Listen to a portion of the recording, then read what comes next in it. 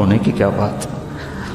کہ نہیں، ایک بات یاد آئی ہے اپنے استاد کی، آج اس کو زندہ ہوتا دیکھ رہا ہوں تو اس پہ رونا آیا ہے۔ اپنے استادوں کی غیبت نہ کرو، ان کی برائی نہ دیکھو، وہ آنکھیں بند کر دو جو کسی کی برائی دیکھتی۔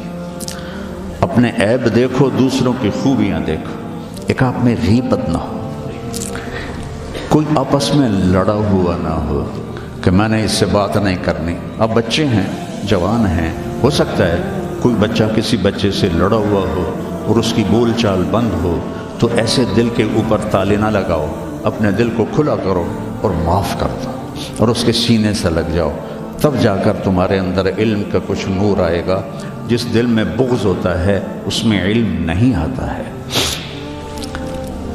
اور پہلی تکبیر اولیٰ کی کوشش کرو، تکبیر اولیٰ کے ساتھ نماز پڑھنے کی کوشش کرو، تکبیر اولیٰ کے ساتھ نماز پڑھنے کی کوشش کرو۔ اب جوان ہیں، تہجد کی پابندی کرو۔ بڑی پرانی بات ہے، مولانا یوسف صاحب رحمہ اللہ کے تھے ایک تربیت یافتہ میاں جی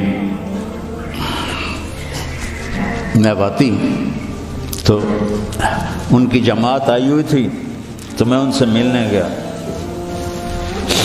مجھ سے کہنے لگے، مولوی صاحب اگر اپنی بات میں اثر پیدا کرنا ہے تو رات کو اٹھنا سیکھ لے، اگر اپنی بات میں اثر پیدا کرنا ہے تو رات کا اٹھنا سیکھ لے۔